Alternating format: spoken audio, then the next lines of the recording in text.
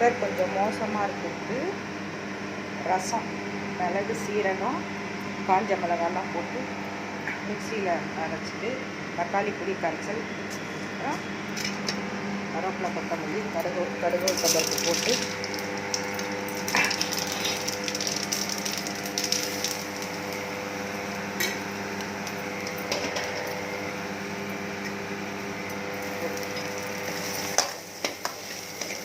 அப்புறம் இஞ்சி நல்லா நசுக்கி போட்டு மிளகு, சீரகம், வாட்டர் நல்லா கொதிக்க வச்சு பாயில் பண்ணிடுது.